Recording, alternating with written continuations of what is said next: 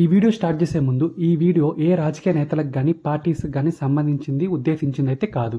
నాకు పాలిటిక్స్కి అసలు సంబంధమే లేదు. నా మెయిన్ ఇంటెన్షన్ కేవలం మిడిల్ క్లాస్ ప్రజలు మరియు పేద ప్రజలు తమ సొంత ఇల్లు కోల్పోవడం వల్ల ఎంత బాధపడుతున్నారో మీకు చూపించడం కోసం ఈ వీడియో చేస్తున్నాను.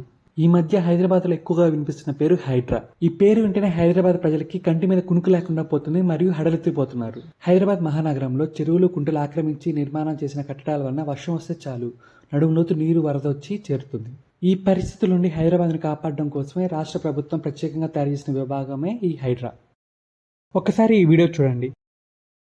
పోయి అయ్యప్ప సొసైటీలో ఉన్న పలంగా రూపాయి జమేసి ఉద్యోగస్తులు 200 గజాలు 400 గజాల కట్టుకుంటే జేసీబీలు పెద్ద పెద్ద మిషన్లు తీసుకెళ్ళి పాపం నేలమట్టం చేసిండు. క్రిమినల్ వేస్ట్ ఇసుక సిమెంట్ మిగతాయి చట్టంలో ఒకవేళ ఇర్రెగ్యులారిటీ జరిగినా రెగ్యులరైజ్ చేయడానికి చట్టంలో నిబంధన ఉంది. వాళ్ళేం దోపిడీ చేయలే, లేకపోతే వాళ్ళేం దేశద్రోహం చేయలే. వాళ్ళు అమాయకంగా కొనుక్కున్నారు, దాంట్లో కట్టుకున్నారు. ఒకవేళ అనుమతులు లేవనుకోండి, రెగ్యులరైజ్ చేయడానికి you have a certain rules and regulations.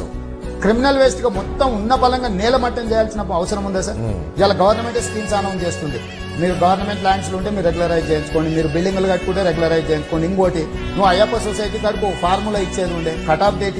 కానీ ఇప్పుడు ఏమవుతుందో మనందరికీ తెలుసు. ఇదంతా హైదరాబాద్ మంచి కోసమైనా బలైపోతుంది ఒక పబ్లిక్.